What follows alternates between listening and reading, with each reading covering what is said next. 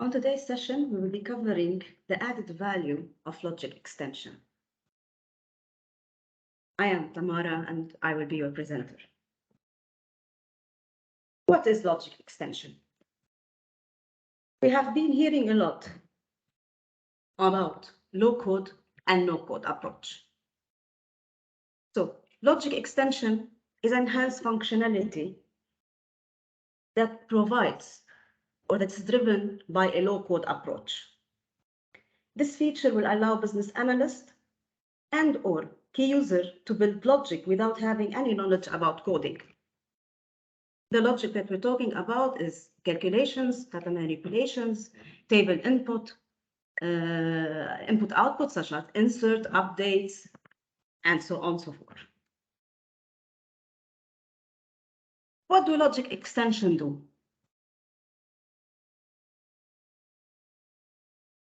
Logic extension is part of the Orchestrator Studio. And through logic extension, it provides us the feature that we can create and design rules. These rules will not require any coding intervention. You can drag and drop icon as we see through our session, our small demo that we're going to present. Dragging and dropping icon, as simple as that. The main importance of logic extension is that it does two things. It reduces the dependency on the development client. Meaning, what do I mean by that? Is that each time I need to create a custom logic, I have to go through the development lifecycle.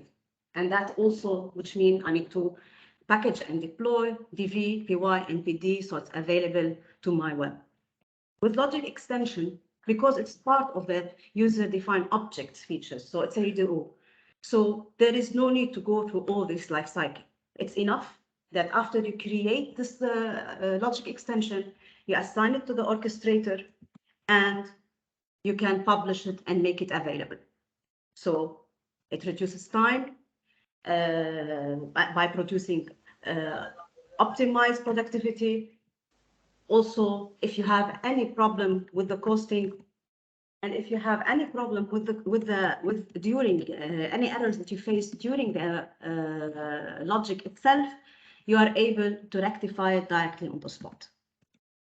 Okay, so let us move now eventually to our system. So I'll be logging to the Orchestrator Studio. This is our Orchestrator Studio, and this is the logic extension icon that we'll be using.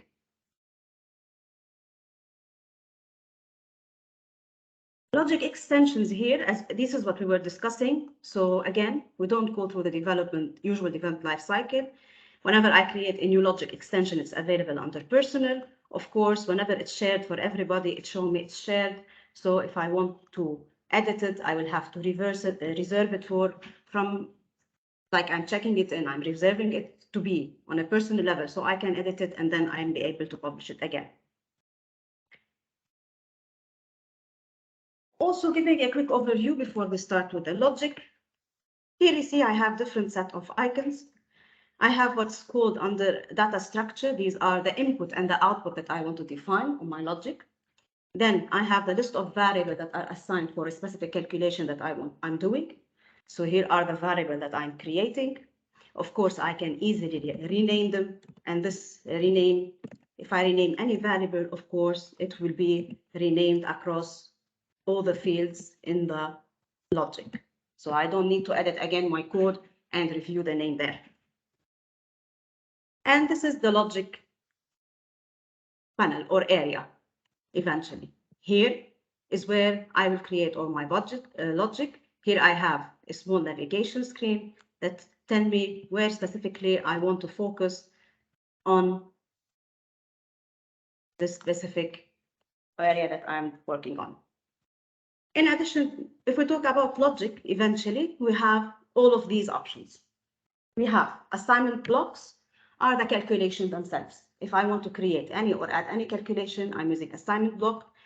The if else, if I want to add some conditions to my logic, if I go here, for example, I have added a condition that this logic, I will start with my logic eventually with a condition. So if the entered value is between 0 and 5, only the logic will move forward, else no action will be taken further.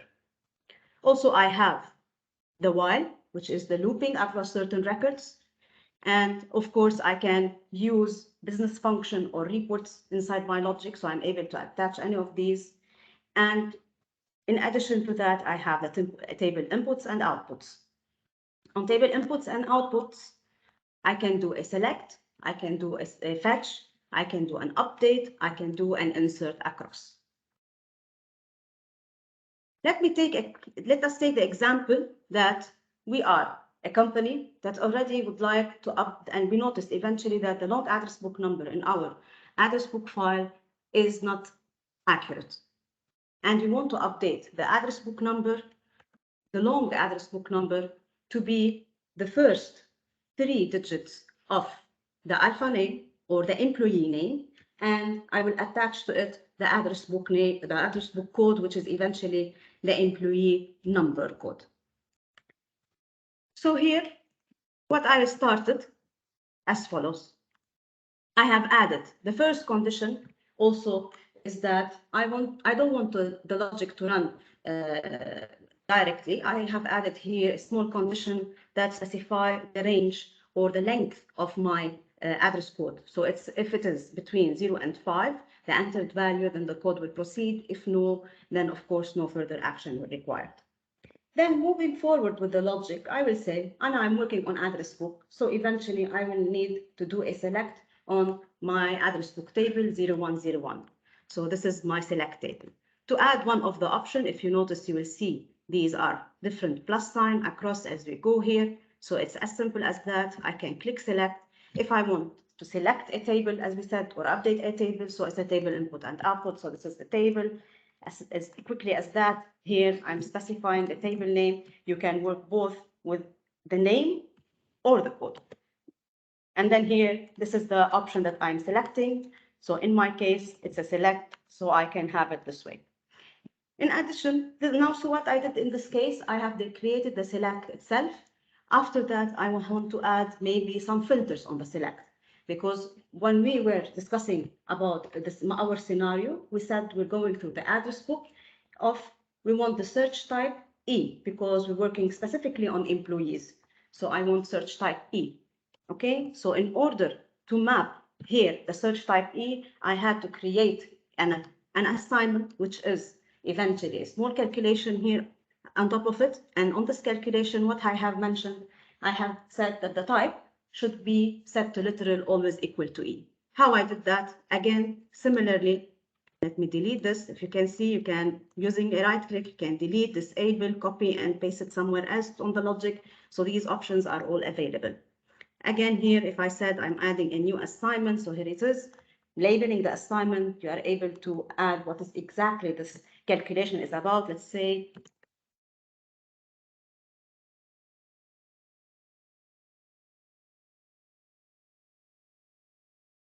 search type E or employee, can add both. And then you have always here a small edit, the pen or the edit wizard. This will open the assignment builder.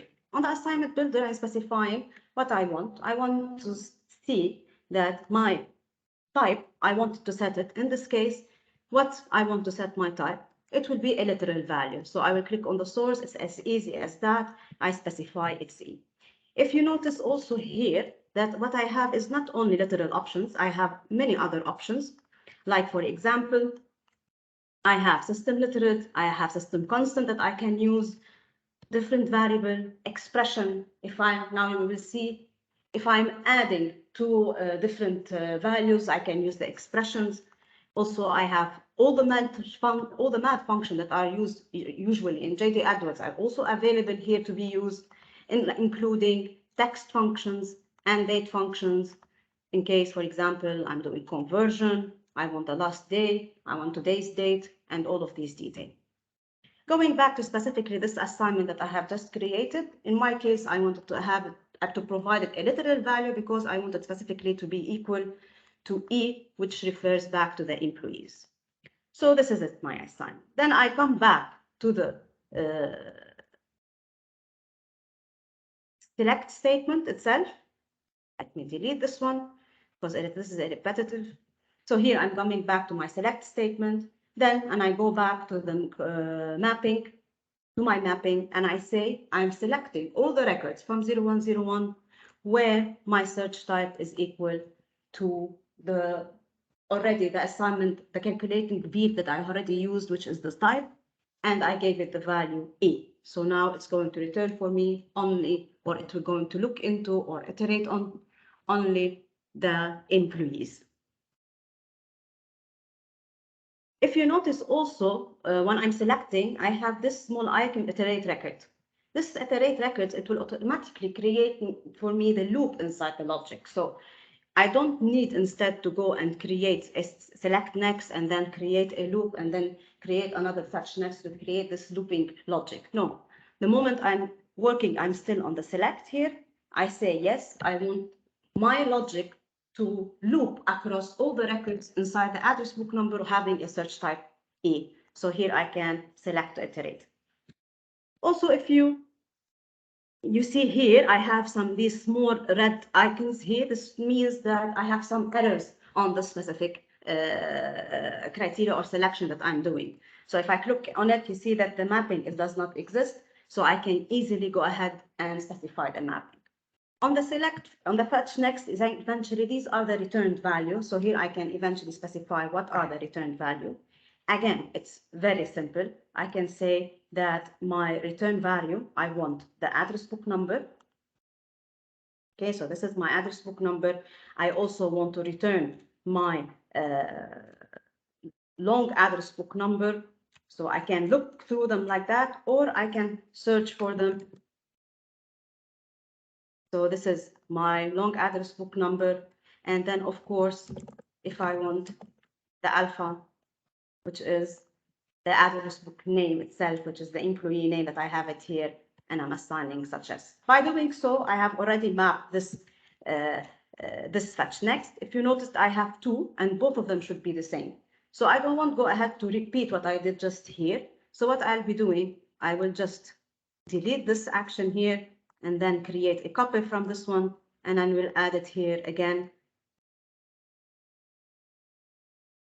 Paste it here. So now I have this logic. This is the looping logic, similar to what we have created here before the session. So it's already available.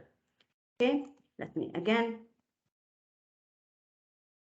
So this is to show you as well how easily is to navigate, how easily is to create some looping. The logic is very easy, the copy and paste, the drag and drop as we just saw. Okay. Also, again, here, if going back to my logic, I have added, because we said that my specific case is that I want to create a substring, or I want to trim the first 3 characters of my alpha name, okay? And then I want to concatenate it to the address book, and afterwards I want to operate. So here I required another calculation, which is another assignment. If you notice on this assignment, the reduced employee name, which is the substring, I have used this equation substring. I mapped into it the values. I wanted to start from 0, take the 3 characters. This is it. And then again, this is my new long address book number, which is going to be concatenation of the reduced name with the address book number. So this is the value. It is as easy. If I want to go very quickly, so here I'm saying, again, I'm selecting my function, my text functions. Again, if I go here, I'm saying it's substring, so directly it gives me the values that are required to be added. Here at this level, I'm creating it from the address name, and then I'm creating literal to see that I want to start literal because I want to take only the first 3 digits. So the count starts from 0, and this is the return value. Similarly to the concatenation, similarly to any function that we are going to use, or you're going to use under the assignment. In addition to that, I have added also another if statement. Why I have this if statement? For the sake of my example, because I don't want to go and update all the address, my employees, the long address book number. So we added another if statement, and we provided that the update will happen only if what condition we have. My address book number is equal to 1771. So now the logic will go through all of the address book having a search type E, all of my employees, and only where the address book code is 1771 equal to 171, then the update will take place. Okay. Also, I can disable some of the functions. For example, the update here statement that I have, I don't want it to go further now. Also, I want to do some testing before. On the logic extension, also it provides a testing logic. So here I can test either for the return value, or I can go in a test in diagnostic mode with the debugger. So if I put here 4, for example, and I will run the diagnostic test, it will show me that here I have one entered value, because this is the input value that I did. It's one value, and it will show me that the iteration went on. Let me make this a bit bigger, on 328 records, where this condition matched only one, of course, because this is equal specific action, and it did not pass, and the remaining one, of course, will not have this value. Not only that, if you specify here, for example, on the if-else condition, you can select expanded, and then it will give you all the return value that we have. Okay, if I select here, close this one. Okay, again, if I select my select statement, so also here it will give me exactly, it will give me step by step, like the backend mode, what it took. This is the entered value. This is the search type E that is used in filter on this table. Again, the fetch next, if I want to use it, I can see it. Now let me again enable it. So to enable the function that I have done, I just click enable. Okay. So here, this is the update statement. So we said it's an input output table. If you noticed here, it is of type update. So here I'm saying, in this case, and I'm updating on the table. So this is an update step, and I'm providing again the values that I wanted to update to. So for every address book number as code, I'm updating the long address book number. What I'm mapping it to, the new long address book number that I'm providing, of course. So now here it is, and this is the end of my logic. Again, if I want to make a full test scenario, if you notice, if I put here 10 should not, the logic should not go inside, should not be initiated. As we notice, it didn't. It went at no further action because the entered value did not meet the first criteria. If I go ahead and put it to 4 or 5, you will notice that now the logic will pass all of this. And if I select the update statement, I expand here, I will see that yes, this was the new updated field that has done. Okay. Then after I finish, this is my logic extension. Of course, I don't want the users to run it from the Orchestrator Studio. No, so I wanted to put it interactively on JDE. So what I will be doing, I will log into JDE Web.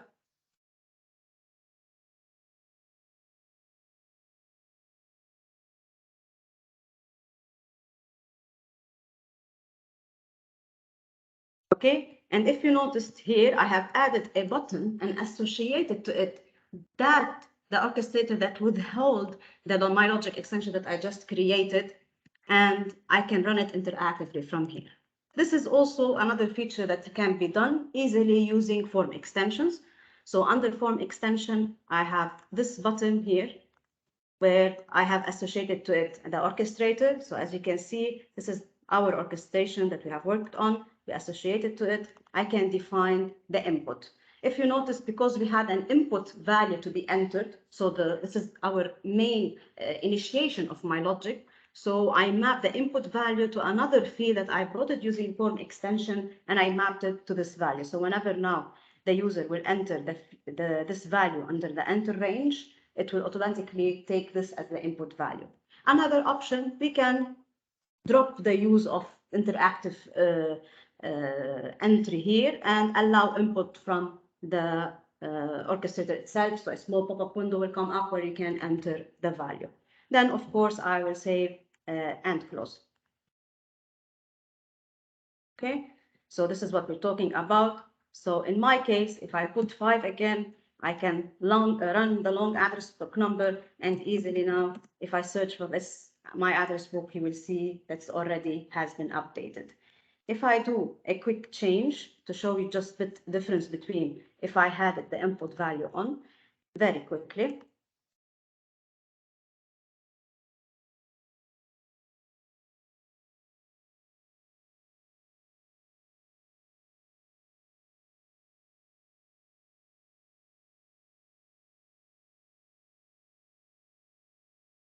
And of course, let me just delete my long address number so I make sure that my logic is working properly. Okay, so now again, if I put 5 here and I click update, when we say interactively, you see the orchestrator output is that we're talking about this pop-up window. Okay, of course, there is no need since I'm using the value already mapped from the field, so no need to do that, but you have these two options, only to show that. Okay, so now, and also here you have an option, if you run it by mistake and you want to cancel it, we can do that. Okay, as you can see, my value is updated. Another very important or nice feature regarding the logic extension, and that you can put, as you just saw, an interactive button that runs at the level of the application, or I can put it on a composite page. So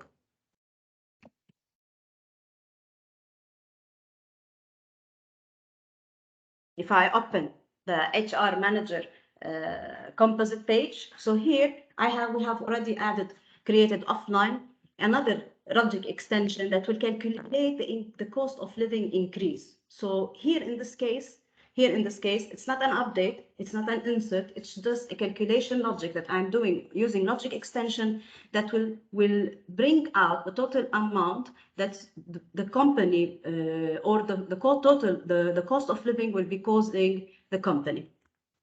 The increase in total cost of living be causing the company. So again, here, as you can see, I can specify the company name because I may be a multi-company organization, and the percentage of increase, if I put 65% and I am running it, so here it will provide me this message. So it's like a study and analysis for a manager that he is foreseeing and planning his cash forecasts across. So a 65 increase for a company one, of course, here, this is a very simple logic. I'm bringing the code. If you ask if we can bring the description, yes, you can display the description of the company instead of its code. For a total company 10, this is how much it's costing my company, the 65% increase. Okay, so this is it. Again, to mention a very important point, logic extension may look that they are because they are built or they are based on specific development logic. So we say this is only for developers and developer users. No, it's for both.